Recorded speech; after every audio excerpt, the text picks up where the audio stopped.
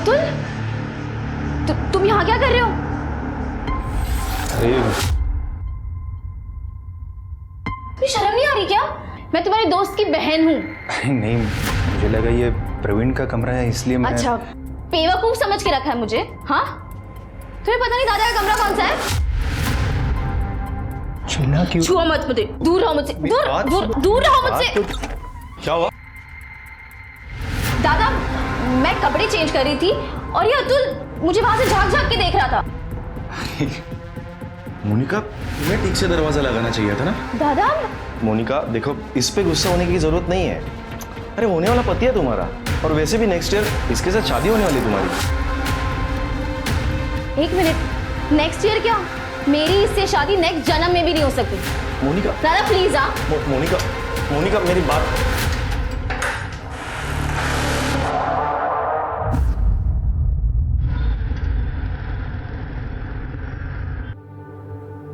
बाबा, ये तो समझ जा रही। हाँ। अरे अभिजीत, अरे घर का राशन खत्म हो गया है और लाइट का बिल भी नहीं भरा अभी तक। प्लीज थोड़े पैसे दे दो। इससे पैसे ले लेना। इस महीने का सारा खर्चा मैंने इसे पहले से ही दे दिया। क्या? पैसे? वो ना एक्चुअली सारे पैसे मैंने दोस्त के साथ एक स्कीम में इन्वेस्ट कर दिए। क्या? फिर किसी वाहियात काम में पैसे बिगाड़े होंगे तूने। बाबा, आप लोगों को कुछ पता है कि ये क्या करती है, कहाँ जाती है? बस अपने दोस्तों के साथ पार्टी और मजे करने में मेरे पैसे बर्बाद करती रहती है। आपके पास कोई हिसाब है? मैं आज के बाद पैसे नहीं देने वाला। अरे लहा नहीं थी, नादानी में गलतियां होती है। तू तो तिचे मागे से लगलस, कुछ कर रही है ना वो। ऐसे में कभी फायदा कभी नुकसान होता है। तू क्या चाहता है, ये नकारी बैठी रहे? ये सिर्फ नुकसान करवा सकती है, और मैं अपने मेहनत के पैसे इस तरह से बर्बाद होते हुए नहीं देख सकता। शोभा, अभिजीत सही बोल रहा है। मुझे बताओ, तुम कब तक कविता की गलतियों पर पर्दा डालते रहोगे? लगता है गांव की पुश्तैनी जमीन बेचकर ही गुजारा करना पड़ेगा अभी। जो करना है कर लो, पर आज के बाद मैं पैसे नहीं देना। अब तो घर जाने को भी डर लगता है। वही चिक चिक अनाप शनाप खर्चे, मेरी थोड़ी बहुत सैलरी भी कम पड़ जाती है। मैं कुछ मदद करूँ क्या? देख मोनिका, तुम अमीर हो, पर मैं इतना भी गरीब नहीं कि तेरे भाई से मदद लूँ। एटलीस्ट मेरी ये खुददारी प्लीज बची रहे। हाँ, लेकिन उस घर से मैं कंटाल गया हूँ। सोचता हूँ कि कहीं दूर चला जाऊँ। अभिजीत, तुम जहाँ भी जाओगे ना, मुझे साथ में लेकर जाओ प्लीज। लेट हो रहा है, हमें निकलना चाहिए ना। ठीक है, चल।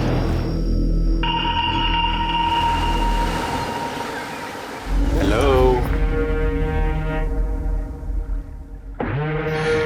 तुम्हारे भाई को पता है क्या?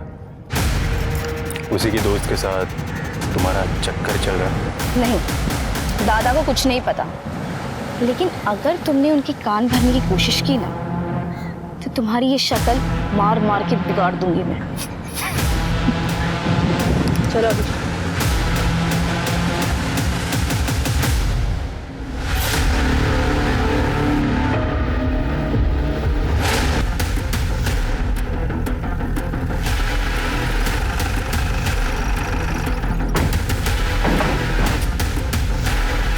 किधर है? अब इधर।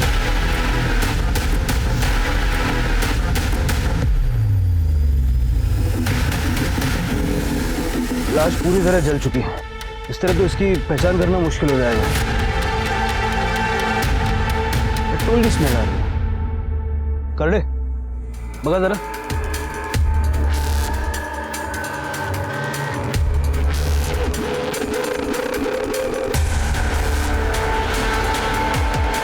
सर, सर ये क्या मिला है, और इसमें थोड़ा पेट्रोल भी बचा है। शिरके, फॉरेंसिक टीम को बुलाओ और हाईवे पे जितने पेट्रोल पंप्स हैं सबका सीसीटीवी फुटेज निकलवाओ। हो सकता है वहीं से कुछ मिल जाए। बघा जरा अजून काय सापडतंय का? सर, क्राइम सीन पे जो पेट्रोल का कैन मिला था और उसके ऊपर जो फिंगरप्रिंट थे सर, हमारे डेटाबेस में किसी से मैच नहीं कर रहे सर। और फॉरेंसिक ने कंफर्म किया है कि वो मेल की बॉडी है। एक बेल्ट का बक्कल भी मिला था। आसपास के रोड की सीसीटीवी में कुछ मिला? नहीं सर, कुछ भी सस्पिशियस नहीं दिखा है। शिरके, एक काम करो, सारे मिसिंग कंप्लेंट्स चेक करो। ठीक है सर।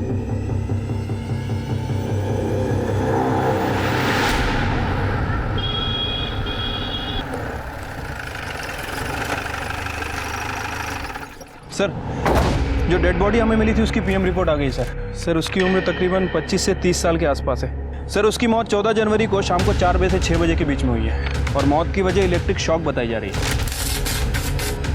मतलब पेट्रोल डाल के जलाने से पहले उसकी मौत हो चुकी थी? Right sir.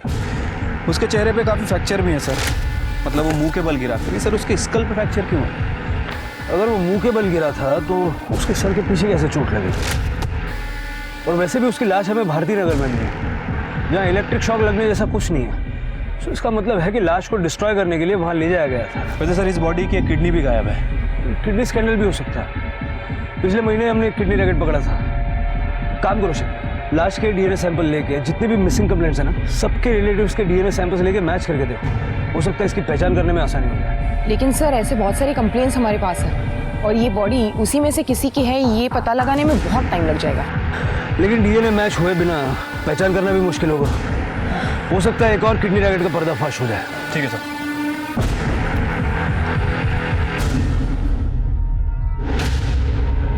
तमाम कोशिशों के बावजूद पुलिस को ना ही उस अनजान लाश की शिनाख्त में कोई कामयाबी मिल रही थी और ना ही कातिल का कोई सुराग मिल पाया। लेकिन 2 साल बाद अचानक एक ऐसी अजीबोगरीब घटना घटी कि खुद पुलिस भी हैरान रह गई।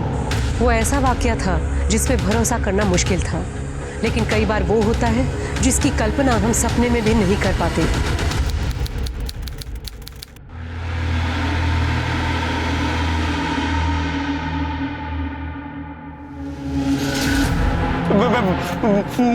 मुझे माफ कर दो, मेरा पीछा छोड़ दो।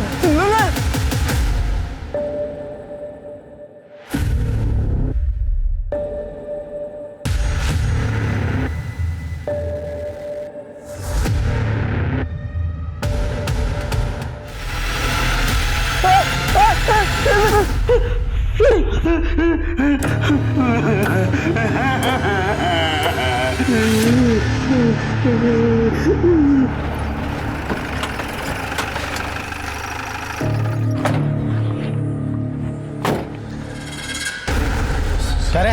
साहब भूत पीछे पड़ा है मेरे में। अरे सुबह सुबह माल फूक क्या है? क्या क्या नाम क्या तेरा? बबन साहब, मैं सच कह रहा हूँ। वो दिन रात डराता है मेरे को। बोलते 2 साल पहले उसको किसी ने वो भगवती नगर में जला दिया था। उसको इंसाफ नहीं मिलेगा तब तक मेरा पीछा नहीं छोड़ेगा। साहब मेरे को बचा लो। साहब वो थोड़ा पैसा मिलेगा, भूख लगा है। क्या रे? अच्छा तरीका निकाला है तूने पैसा मांगने का। चल निकल। कर दे। काय झालं? सर ये बोल रहा है कि 2 साल पहले भगवती नगर में किसी को जलाया था। हाँ साहब। उसका भूत इसको बार बार दिख रहा है। शिरके से मिलवाओ इसको। सर पर ये माल फूकणारे लोग हैं। इन लोग कुछ भी बहाना बता के पैसा निकालते। इग्नोर कर लो सर इनको। करडे मी म्हणतो तेवढं करा, शिरकेकडे नाही करा। सर चल रे।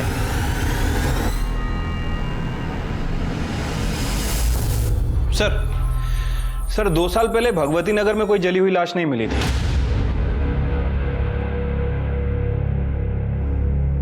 भगवती नगर नहीं, भारती नगर। तुम्हें याद है 2 साल पहले भारती नगर में हमें एक जली हुई लाश मिली थी। 25-30 साल का लड़का था, एक किडनी भी गायब थी। हाँ सर, और ये भारती नगर और भगवती नगर आसपास ही हैं। उस वक्त लाश की पहचान नहीं होने की वजह से केस आगे नहीं बढ़ पाया था। एक काम करो, उस केस की फाइल निकालो और इस बबन को भी ढूंढ के निकालो। सर साहब जो कुछ है ना वो बड़े सबको सच सच बता दे।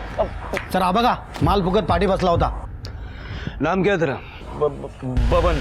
बबन, तेरी ये भूत वाली कहानी है मजेदार, लेकिन तेरी बात पे कोई विश्वास क्यों करे? यकीन मानिए साहब, मैं सच बोल रहा हूँ। उस भूत ने मेरा जीना हराम कर दिया है। वो नशा भी कितना भी कर लूं फिर भी वो सपने में आ ही जाता है। क्या बोलता है? मुझे इंसाफ दिला दो, या और आगे भी कुछ बोलता वो? मतलब वो आके डराता है मेरे को साहब। मान लेते हैं तेरी भूत वाली कहानी सच है, कभी उसने कोई नाम बताया, किसने मारा, क्यों मारा, कुछ ऐसा बताया? हाँ साहब, अभिजीत। और कुछ? क्या हुआ, कैसे हुआ? अरे साहब मैं सच बोल रहा हूँ, मेरे को कुछ नहीं मालूम है साहब। मैं आपके हाथ जोड़ता हूँ, मेरे को इस भूत से बचा लो। किसी दिन इसके डर से मैं मर जाऊंगा साहब। ठीक है, अभी निकल, लेकिन इधर उधर भागना मत। ठीक है साहब। इस भवन का भूत उतारना पड़ेगा, जरा नजर रखो इसमें। शिरके, 2 साल पहले की मिसिंग कंप्लेंट्स दोबारा चेक करो। उसमें अभिजीत नाम के 25-30 साल के लड़के की कोई कंप्लेंट है क्या, जरा देखो। ठीक है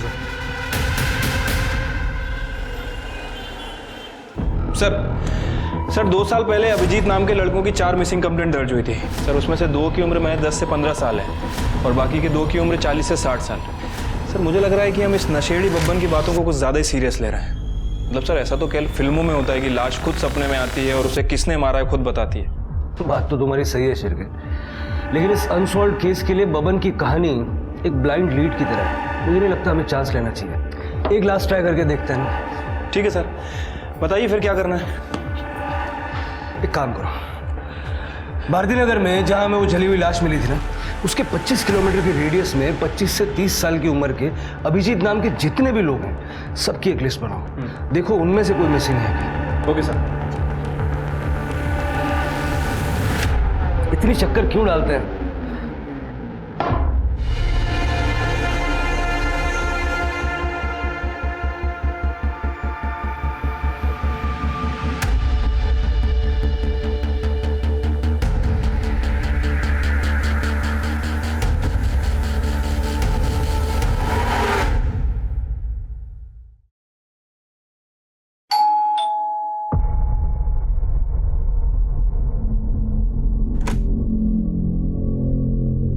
चंद्रकांत यादव का घर यही है? हाँ। बाबा। टाइगर, पुलिस साहब आप यहाँ? घबराइए मत, हम लोग बस जनरल इंक्वायरी के लिए आए हैं। अभिजीत नाम का लड़का यहीं रहता है? रहता था साहब। अभिजीत मेरा बेटा है, लेकिन 2 साल पहले वो घर छोड़कर चला गया है। वो अभी तक नहीं लौटा है। 2 साल पहले आपका बेटा घर छोड़ के चला गया और आप लोगों ने कोई मिसिंग कंप्लेंट ही नहीं की? क्या कंप्लेंट करते साहब, वो खुद घर छोड़कर चला गया। फिर उसने एक मैसेज भी लिखा कि वो नहीं आएगा वापस, हमारा और उसका संबंध खत्म। उसके बाद हमने उसका फ़ोन भी ट्राई किया, लेकिन हमेशा बंद ही आया। साहब एक मिनट रुकिए।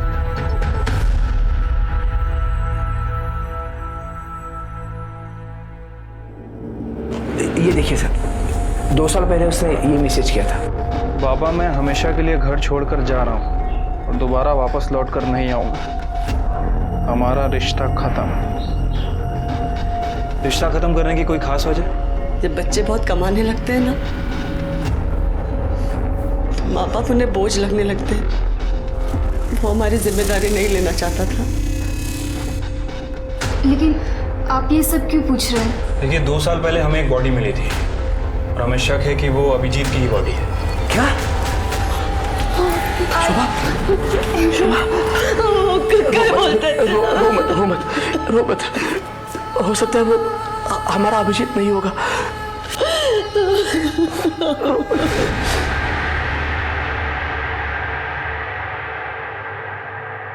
अभिजीत यादव। शिरके, यादव फैमिली का डीएनए सैंपल ले लो। लाश का डीएनए रिपोर्ट तो हमारे पास है ही। अगर ये दोनों सैंपल मैच हो जाते हैं ना, ये गुत्थी सुलझ जाएगी। राइट साहब।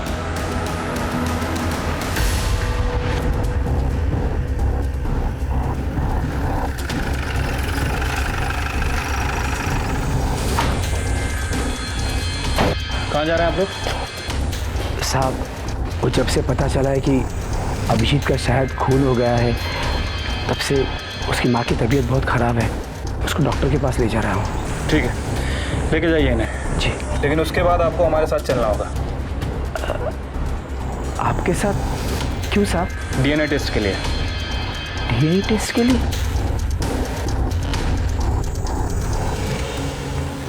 सर सर डीएनए रिपोर्ट आ गई है सर जो बॉडी हमें मिली थी उसका डीएनए चंद्रकांत के डीएनए से 50% मैच हुआ है। मतलब सर कंफर्म है कि वो बॉडी चंद्रकांत के बेटे अभिजीत की है। इस बबन का नशा उतारने का टाइम आ गया। मुझे पहले ही डाउट था कि उसने हमें पूरी बात नहीं बताई थी। क्राइम लोकेशन और विक्टिम का नाम किसी को सपने में कैसे आ सकता है? हाँ सर, वैसे डाउट तो मुझे भी था, लेकिन अभी रिपोर्ट कंफर्म होने से डाउट खत्म हो गया। शिरके हो ना हो, मुझे लगता है बबन ने ये पूरी घटना अपनी आंखों से देखी है। अभिजीत के घर वालों से पूछताछ करो और बाद में इस बबन को भी उठाओ। ठीक है सर। साहब, हमारी तो पूरी उम्मीद ही खत्म हो गई। अब तक तो ऐसा लगता था कि अभिजीत कभी ना कभी तो घर आ जाएगा। मैं तो उसका 2 साल से इंतजार करता रहा, अभी भी करता था साहब, लेकिन दुर्भाग्य से फोन ही आया, उसकी मौत की खबर आ गई साहब। हमने ऐसा क्या गुनाह किया था साहब कि भगवान ने ऐसी सजा दी कि हम अपने बेटे का अंतिम संस्कार भी नहीं कर पाए साहब। चंद्रकांत जी, संभालिए अपने आप। देखिए, हमने बॉडी की शिनाख्त करने की बहुत कोशिश की थी, फिर पीएम रिपोर्ट से हमें पता चला कि उस बॉडी की एक किडनी गायब है, तो हमें लगा कि शायद ये कोई किडनी रैकेट का मामला। नहीं साहब, कोई किडनी रैकेट का मामला नहीं था। दरअसल कुछ साल पहले मेरी एक किडनी खराब हो गई थी, तो साहब अभिषेक ने उसकी किडनी मुझे देकर मेरी जान बचाई थी साहब। अभिजीत की किसी के साथ कोई दुश्मनी, कोई लड़ाई, कोई झगड़ा? हमारा बेटा तो बहुत अच्छा लड़का था, खूब कुड़ी होता तो उसकी किसी के साथ क्या दुश्मनी हो सकती है? चल बैठ नीचे। बबन, तुझे जो जो पता है सब कुछ बता दे, वरना जो तरीका हम अपनाएंगे ना, तेरे पीछे जो भूत पड़ा हुआ है ना, वो भी डर जाएगा। हाँ, मैं सच बता रहा हूँ, मेरे को जितना मालूम था मैंने सब बता दिया। जब ये कुछ बताने के लिए तैयार हो जाना, तब इसको मेरे सामने लाना, तब तक इसकी खातिरदारी करो। सर, साहब, नहीं साहब, नहीं, मैं बताता हूँ, सब बताता हूँ साहब, ये वो 2 साल पहले की बात है। मैं वो जंगल में बैठ के माल भूख रहा था साहब, अब मैंने 2 जन को एक लाश को जलाते हुए देख लिया साहब। मैंने झाड़ियों में छुपकर सब कुछ देख लिया था। वो लोग जाते जाते एक दूसरे से बात कर रहे थे कि आज के बाद अभिजीत के बारे में कोई भी कुछ भी बात नहीं करेगा। बाद में वो लोग कार में बैठ के चले गए साहब। शक्ल देखी थी उनकी? गाड़ी कौन सी थी, कुछ याद है? नहीं साहब, चेहरे तो उनके ढके हुए थे, और वो गाड़ी बिड़ी का मेरे को कुछ नहीं समझता है। 2 साल बाद तुझे पुलिस के पास आने की क्या सूझी? पहले क्यों नहीं बताया? और ये अभिजीत की लाश सपने में आकर डराती है, बताती है, ये सब नाटक करने की क्या जरूरत थी? वो ऐसा हुआ कि वो लोग जाने के बाद उस दिन मैंने नज़दीक जाके देखा था साहब। वो डरावनी लाश देख के मेरी तो बत्ती गुल हो गई थी साहब। उसके बाद से वो लाश रोज मेरे सपने में आने लगी। अगर तूने कुछ किया नहीं था तो तुझे डरने की क्या जरूरत थी? साहब, अगर मैं आप लोगों को ये बता देता कि वो लाश को जलाने का मैं गवाह हूँ, तो आप लोग तो मेरे को ही पकड़ के पूछताछ कर देना, और ऊपर से ये कांड जो लोग ने किया था वो लोग भी मेरे जान के पीछे पड़े जाते। इसके लिए मैंने आप लोगों को आधा ही बात बताया।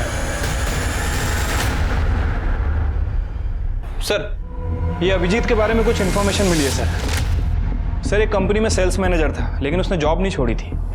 जादव फैमिली के बारे में पूछताछ की? हाँ सर, उसकी बहन कविता के बारे में पूछताछ की है सर, उनका कहना है कि काफ़ी अय्याश किस्म की लड़की है, पैसे काफ़ी उड़ाती थी, देर रात तक घर से बाहर रहती थी, घर का सारा खर्चा अभिजीत ही चलाता था, और इस बात को लेकर दोनों भाई बहनों में काफ़ी लड़ाई हुआ करती थी। लेकिन सर, अभी तक इस कविता के खिलाफ कुछ सस्पिशियस नहीं मिला है।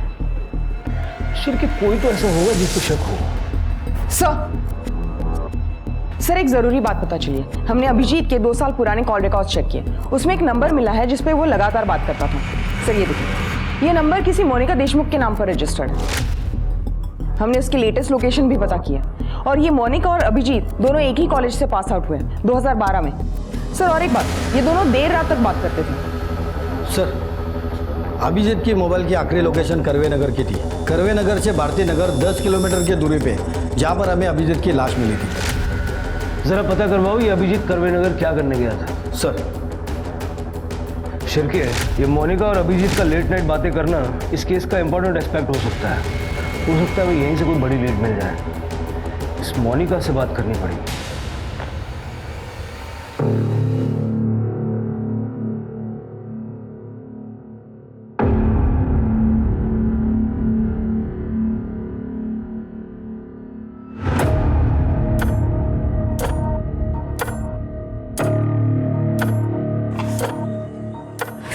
अतुल प्लीज, अतुल प्लीज, बहुत काम पड़ा है और मेरा मन भी नहीं है। मन नहीं है तो क्या मना करेगी मुझे?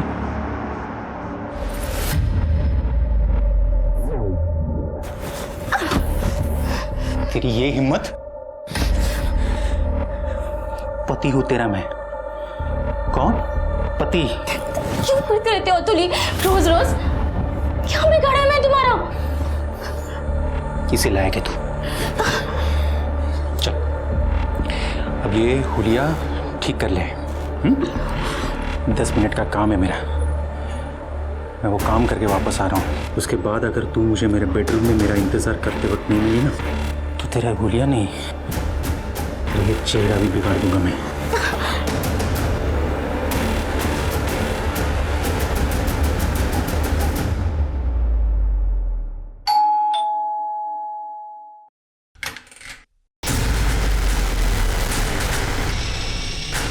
जी आप लोग? मोनिका। जी कहिए।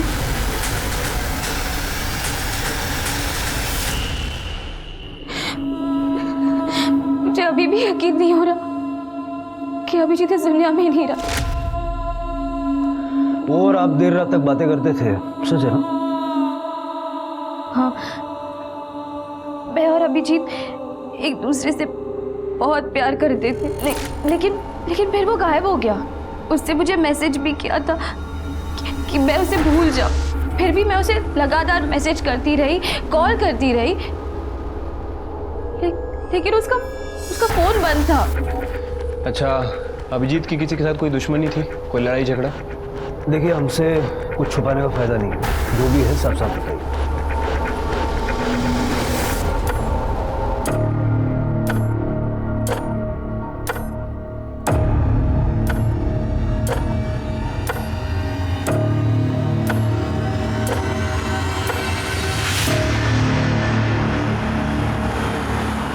पता नहीं, जो भी है।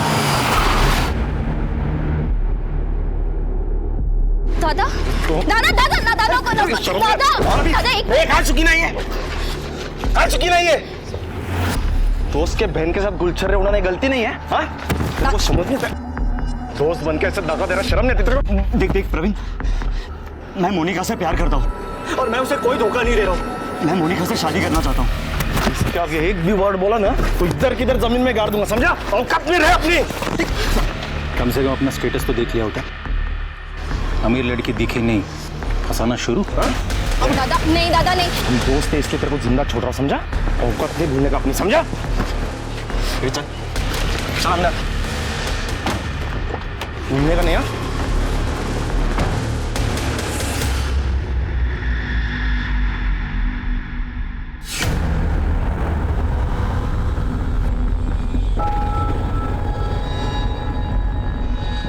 मोनिका, तुम यहाँ और ये सामान? मैंने अपना घर छोड़ दिया है। पर इससे तो प्रवीण और भी नाराज हो जाएगा। अब चाहे जो भी हो जाए अभिजीत, मैं यही रहूंगी। और तुमने मुझसे शादी का प्रॉमिस किया था, उसका क्या हुआ? हाँ मोनिका, देखो देखो अभिजीत, मोनिका, अगर तुम दोनों शादी करना चाहते हो तो कर सकते हो, हमें कोई एतराज नहीं है। हो ना? मोनिका, मोनिका, मोनिका, तुझे अपने घर की इज्जत का जरा भी ख्याल नहीं? चल मेरे साथ। दादा चल मेरे साथ, चल मेरे साथ। मोनिका, मोनिका, मैं इसे अभी नस काट लूंगी। दूर रहो मुझसे। मोनिका, रख दो उसे। मोनिका, बात सुन मेरी, फेंक दे वो चाकू, फेंक फेंक फेंक देना। तुझे पता है तेरी खुशी के आगे मुझे कुछ नहीं चाहिए। तू जो कहेगी ना वैसे ही होगा। मैं खुद तुम दोनों की शादी करवाऊंगा, ठीक है? प्रॉमिस। रख दे बेटा। खरंच दादा? हाँ। मैं बता नहीं सकती मैं कितनी खुश हूँ। उसके बाद सब ठीक हो गया था। प्रवीण दादा को भी अभिजीत से कोई प्रॉब्लम नहीं थी। वो हमारी शादी भी कराने वाले थे, पर फिर अभिजीत कहीं चला गया। लेकिन मैंने सपने में भी नहीं सोचा था कि उसका कोई खून कर देगा।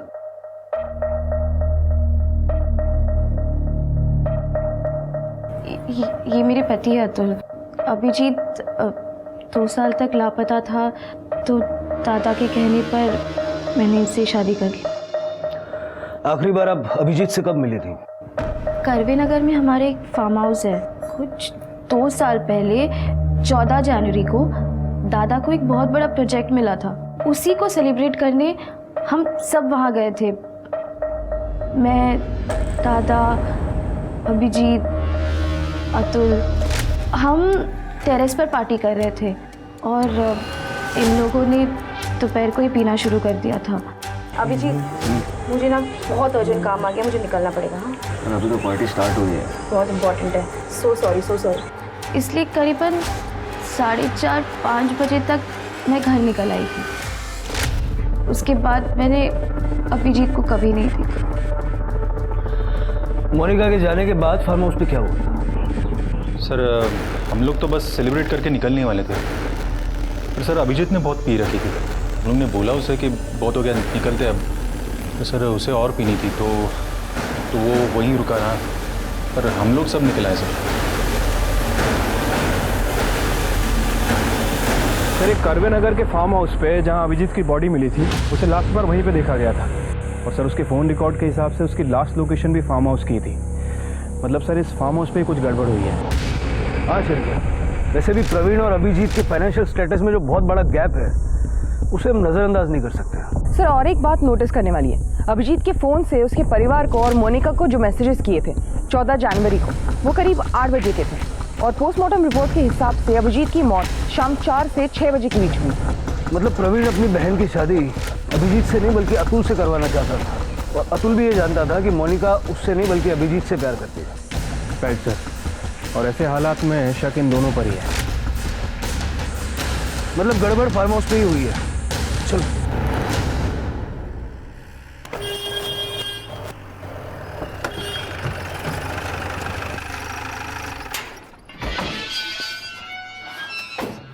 देशमुख फैमिली का फार्म हाउस है नहीं?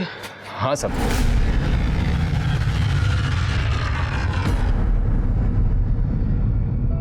दो साल पहले 14 जनवरी को यहाँ क्या हुआ था? 2 साल पहले की बात किसको याद रहेगी साहब? पार्टी हुई थी यहाँ, तुझे याद नहीं है? हाँ वो याद है ना सब। वो पूरा हफ्ता में छुट्टी पर था। 2 साल पहले क्या हुआ था वो याद नहीं है, छुट्टी पे था ये याद है। हाँ सब, वो मेरी बेटी की शादी थी ना तभी। प्रवीण लास्ट टाइम कब आए थे? वही 2 साल पहले साहब। वो आए और बोले फार्म हाउस बंद कर दो। उसके बाद से तो कोई नहीं आया सर। हाँ पर मुझे मेरी चौकीदारी की पगार मिल जाती है सर। तलाशी लेनी है मैं यहाँ की। हाँ साहब लीजिए ना। बगा सगळीकडे।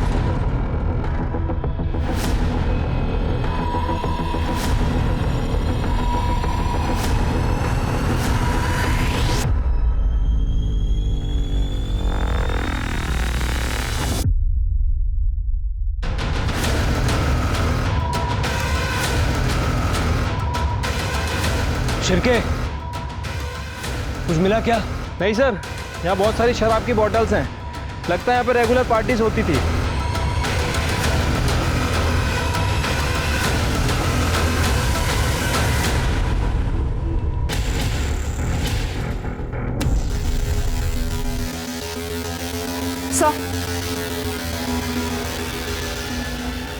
सर ये आईडी कार्ड मिला है इस पर्स में। अभिजीत जाधव।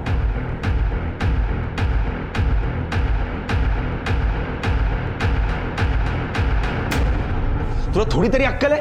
पुलिस को सारी कहानी बताने की क्या जरूरत थी? दादा, अगर मुझ में थोड़ी भी अक्ल होती ना, तो मैं ये नहीं समझती कि अभिजीत मुझे छोड़कर भाग गया। लेकिन उसके साथ जो हुआ वो कितना बुरा हुआ। अरे जो हुआ उसका मुझे भी दुख है, लेकिन अब क्या करूं? दादा, हमें अभिजीत को इंसाफ दिलाने के लिए पुलिस की मदद करनी चाहिए। लेकिन आपको इतना गुस्सा क्यों आ रहा है? मूर्खासारखं काहीतरी बोलू नको. अगर न्यूज में अपना नाम उछाला गया तो किसके बिजनेस पर असर होगा? मेरे ना. समझ रही है बात को? सर इस करवे नगर के फार्म हाउस में कुछ ना कुछ तो जरूर हुआ है. मैं भी वही सोच रहा था. शिरके, 2 साल पहले जब अभिजीत की लाश हमें मिली थी उस वक्त वहाँ एक पेट्रोल का कैन भी मिला था. उस पर जो फिंगरप्रिंट्स थे वो हमारे रिकॉर्ड में होंगे, लेकिन उस वक्त इस केस के लिए कोई सस्पेक्ट नहीं था. एक काम करो, 2 साल पहले 14 जनवरी को उस फार्म हाउस पे जितने भी लोग मौजूद थे उन सबके फिंगरप्रिंट्स लो और उनका लोकेशन निकालो. Right sir.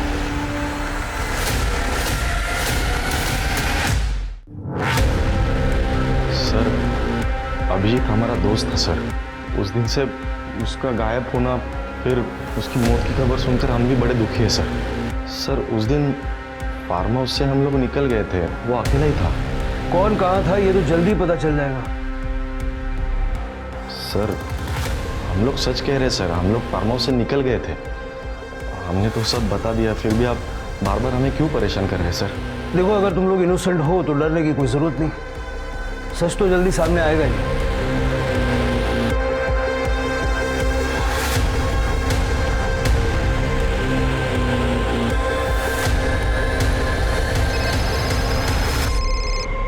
हाँ झरके. सर फिंगरप्रिंट रिपोर्ट आ गई है. सर पेट्रोल के डब्बे पे जो फिंगरप्रिंट मिले थे वो प्रवीण और अतुल से मैच हो रहा है. मतलब खून इन्हीं दोनों ने किया है. Right sir. 14 जनवरी 2017 उस दिन के तुम दोनों के मोबाइल लोकेशन निकाले हमने. कहाँ के थे पता है? भारती नगर, जहाँ अभिजीत की लाश को जलाया गया. वहां हमें पेट्रोल का कैन भी मिला था, उस पे तुम दोनों के फिंगरप्रिंट्स हैं. सर हमारा यकीन कीजिए, हमने अभिजीत को नहीं मारा. अपनी बहन की शादी अभिजीत से करवाने का सिर्फ ढोंग कर रहा था. तू चाहता था कि तेरी बहन की शादी अतुल से हो, और आखिर में तुम दोनों ने मिलके अपने मन की हसरत पूरी कर ली. नहीं सर, हम सच कह रहे हैं, हमने अभिजीत को नहीं मारा. सर हम लोग फार्म हाउस से निकल गए थे, वो नशे में तो वहीं पे रुका था. हमने नहीं मारा उसे. झूठ बोल रहा है सर ये, और इसके वॉचमैन ने भी हमसे झूठ बोला था. उस दिन 14 तारीख को वॉचमैन फार्म हाउस पे ही था. उसकी बेटी की शादी तो 10 जनवरी को ही हो गई थी. वॉचमैन ने 14 तारीख को शाम को 7 बजे फार्म हाउस फ़ोन किया था, और उसके बाद ये प्रवीण फार्म हाउस आया था. सर मैं सब कुछ सच बता. जल्दी बता.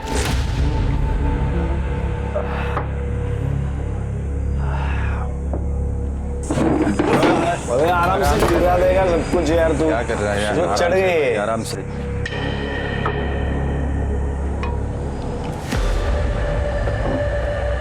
सुना मैं क्या बोल रहा हूँ? अरे क्या कर रहे हैं यार? अबे ऊपर मत जा अभिजीत. ओपन वायर है, शॉक लग जाएगा. अरे कुछ नहीं होगा यार, आजा. अरे पिया हुआ है, तू उधर मत जा भाई, नीचे आ जा. उस शाम हमारी पार्टी ठीक ठाक चल रही थी, लेकिन अचानक तब हमारे क्लाइंट का मुझे कॉल आया.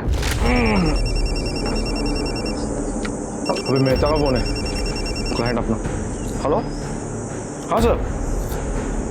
हाँ सर पहुँचता हूँ. ए भाई हम लोग जा रहे हैं, आ रहे क्या तू? लेकिन वो आने के लिए तैयार ही नहीं था. फिर हम लोग निकल गए. फिर 1-1.5 घंटे के बाद वॉचमैन का मुझे फ़ोन आया. उसने मुझे बोला कि वो अभिजीत ज़मीन पर गिरा है, मर चुका है. फिर हम लोग तुरंत वहाँ पे गए और देखा कि वो जलने की बू आ रही है. मतलब वो ओपन इलेक्ट्रिक वायर का शॉक लगा होगा, ये ऊपर से नीचे गिर गया. मुझे लगता है पुलिस को बोलना पड़ेगा यार. दिमाग तो ठीक है तेरा. इसका और मेरा झगड़ा हुआ था, सबको पता है. पुलिस को पता चलेगा तो सबसे पहले मुझे उठा लेंगे. फिर क्या करें? एक काम करते हैं, इसके बॉडी को ठिकाने लगा. फिर अतुल और मैं अभिजीत की लाश लेकर कार से भारती नगर गए और वहाँ पे उसकी बॉडी जला डाली.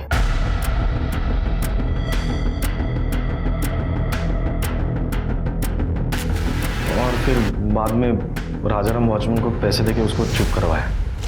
इसका मतलब है कि 8 बजे के आसपास अभिजीत के फादर और मोनिका को जो मैसेज गए थे वो भी अभिजीत के फोन से, वो तुमने ही किए थे. अब जल्दी जल्दी बता दे कि अभिजीत का फोन कहाँ है।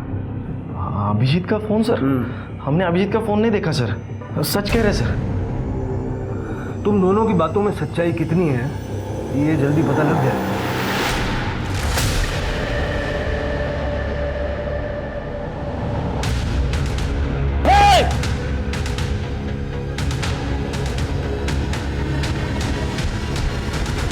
सर मैंने कुछ नहीं किया सर। चुपचाप बैठ। तेरे चूहे को बिल से निकाल लिया। ऐसे भाग रहा था जैसे इसे कभी पकड़ ही नहीं पाएंगे। नहीं साहब, मैं भाग नहीं रहा था, मैं एकदम अर्जेंट काम से जा रहा था साहब। जा रहा था? हैं? तेरा काम कितना अर्जेंट है अभी पता चल जाएगा। शिरके, इसके घर की अच्छे से तलाशी लो। अभिजीत के केस से जुड़ी कोई भी चीज़ हो ढूंढ निकालो। देखते हैं कब तक सच छुपाता है। ठीक है सर। चुपचाप बैठे रहे। सर, हमने राजाराम के घर की तलाशी ली थी। ये देखिए, 2 साल पुराना वीडियो मिला उसके फ़ोन में। ये वीडियो राजाराम के हाथ कैसे लगा? सर वो तो नहीं पता, लेकिन जब मैंने इस राजाराम का बैंक अकाउंट चेक किया सर, मेरा शक और बढ़ गया। सर ये जो वीडियो वाला आदमी है राजाराम के अकाउंट में हर महीने पैसे ट्रांसफ़र कर रहा है जब से हमने अभिजीत का केस ओपन किया है। उठा लो इसे। सर क्या कह रहे हो आप इंस्पेक्टर साहब? ये सरासर गलत है। मैं अपने बेटे को क्यों मारूंगा, वो भी जान से? अरे साहब मैंने कभी चाटा भी नहीं मारा उसको। करड़े आना दला। सर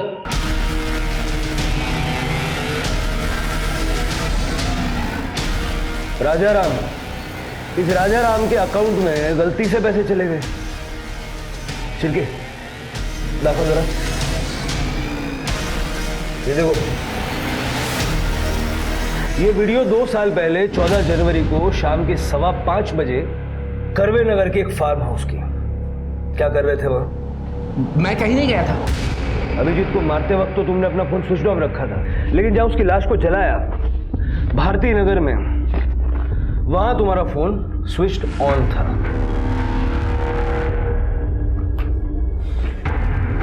और एक और बात जो तुम हमें बताना भूल गए, लेकिन हमने पता लगा लिया।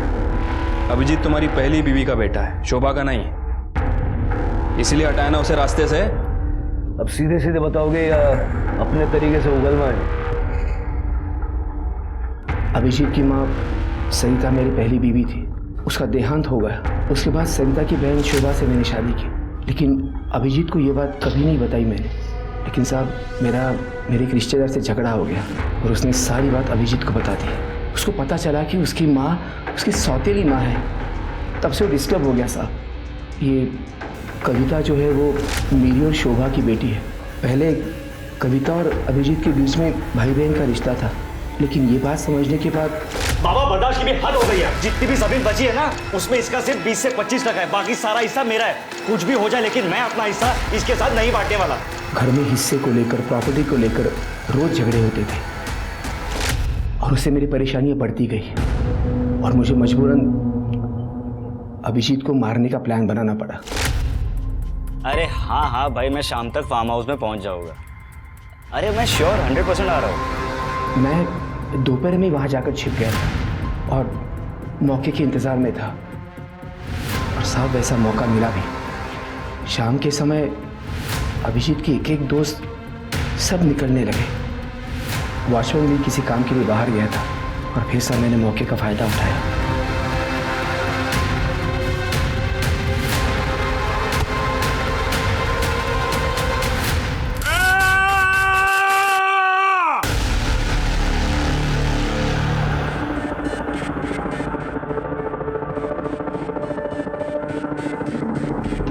मैं तुमको ना ये पूरा रख लो, लेकिन किसी को बोलना नहीं है। मैंने अभिजीत की जेब से उसका फ़ोन निकाला और वही पास में छिप गया। वहाँ पर अभिजीत के 2 दोस्त हैं। एक काम करते, इसके बॉडी को ठिकाने लगाते। उन्होंने उसकी लाश को गाड़ी में रखा। मैंने स्कूटी से उन दोनों की गाड़ी का पीछा किया और फिर मुझे तसल्ली हो गई कि मेरा प्रॉब्लम हमेशा के लिए सॉल्व हो गया। रात को मैंने अभिजीत के मोबाइल से खुद को और मोनिका को मैसेजेस किए। पिछले 2 साल से मैं राजाराम को पैसे दे रहा था। जिस बेटे ने अपनी किडनी तुम्हें देके तुम्हारी जान बचाई, तुमने उसी की जान ले ली। बाप कहलाने के लायक नहीं हो तुम। जिस तरह की मौत अभिजीत मरा है ना, उससे भी दर्दनाक मौत तुम्हें मिलनी चाहिए। बेटे अभिजीत के खून के आरोप में चंद्रकांत जाधव को कड़ी सजा मिली। सबूत मिटाने के जुर्म में अतुल और प्रवीण को भी जेल की हवा खानी पड़ी। वहीं अभिजीत की निर्मम हत्या के बाद इस बात पर यकीन करना मुश्किल है कि खून का रिश्ता दुनिया में सबसे मजबूत रिश्ता होता है। इसलिए स्वार्थ, अहंकार और बदले की भावना को परे रखकर ऐसे किसी भी अपराध में शामिल होने से पहले एक बार बाद में होने वाले भयंकर परिणामों के बारे में भी जरूर सोचें। अब मैं सोनाली कुलकर्णी आपसे विदा लेती हूँ। कल फिर मिलेंगे क्राइम पेट्रोल सतर्क जस्टिस रिलोडेड में एक नए केस के साथ। तब तक अपना और अपने परिवार का ख्याल रखिए।